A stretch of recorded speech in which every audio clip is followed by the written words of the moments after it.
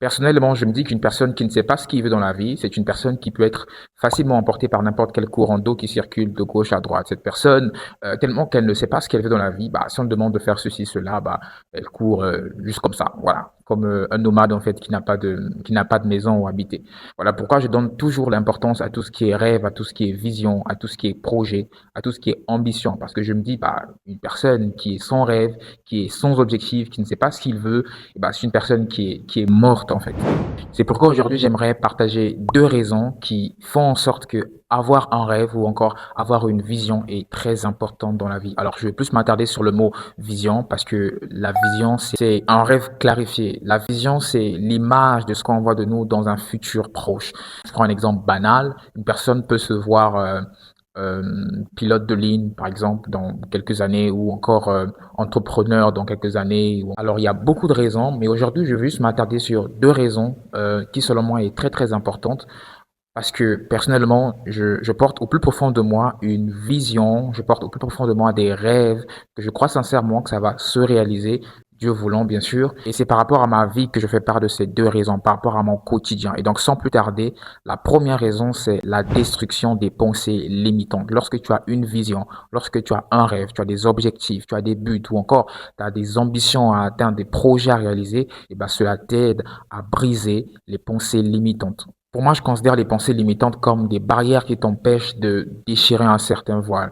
C'est-à-dire des pensées, des croyances, en fait, qui t'empêchent de quitter d'un point A pour un point B. Pour moi, c'est comme une bulle, une zone dans laquelle tu te trouves où tu veux bien sortir, expérimenter ce qui se cache à l'extérieur, mais tu n'arrives pas parce que tu es enfermé. C'est comme une prison mentale qui t'empêche d'évoluer. Je prends un exemple, tu es gros, tu veux perdre du poids, mais malheureusement, les gens te disent que tu ne peux pas, ça risque de ne pas fonctionner parce que tu es tellement gros, ça va te prendre autant d'énergie, du coup, ça ne va pas fonctionner. Et si tu crois à ce que les gens disent, automatiquement, tu te mets dans une pensée limitante. Un autre exemple, tu n'es pas bon en maths, tu veux élever tes capacités en maths, mais malheureusement, les gens te disent que c'est pas possible parce que les maths sont tellement difficiles. Si tu crois à ce qu'ils disent, automatiquement, tu te mets dans une pensée limitante. Et la chose qui est bien avec la vision, c'est que tu sais déjà ce que tu veux dans la vie. Tu te vois déjà comme telle personne. Et donc, quel que soit ce que les gens pourront te dire, eh ben, tu ne vas pas les écouter parce que tu as déjà visualisé dans ton esprit, tu as une certaine image de ce que tu veux. C'est ce qui me pousse à dire que avoir une vision te permet de détruire les pensées limitantes. Je le dis pourquoi? Parce que, je prends un autre exemple. Imaginons que tu as la vision de développer une application comme Alibaba où les gens pourront acheter en ligne et recevoir leurs produits en toute sécurité. Alors, ça va te demander de développer des compétences en informatique. Et parce que tu as cette vision, parce que tu as déjà l'image de ce que tu veux à l'avenir, quelle que soit la difficulté qui va se présenter devant toi, même quand les gens diront que c'est pas possible, même quand ta chair va te dire que non, bah, tu peux pas parce que c'est tellement difficile, et bah, tu vas continuer à foncer. Pourquoi? Parce que tu as déjà l'image de ce que tu veux, parce que tu vois déjà ce que tu veux. Et donc, ça va te pousser à aller à l'encontre de toutes ces pensées négatives. La seconde raison que j'aimerais aborder, c'est que lorsque tu as une vision, lorsque tu sais ce que tu veux dans la vie, eh ben, cela crée une certaine transformation des mauvaises habitudes et attitudes en actions alignées avec ce que tu veux. Imaginons une personne qui veut devenir professeur de mathématiques. Alors, on sait que pour devenir prof de mathématiques, ce n'est pas facile parce que ça va demander beaucoup de travail, beaucoup de connaissances en mathématiques, beaucoup de théorèmes à maîtriser. Ok, le parcours ne sera pas facile. Et donc, parce que tu sais ce que tu veux, tu vas commencer à agir en fonction des exigences du rêve que tu portes, en fonction de ce que ta vision réclame.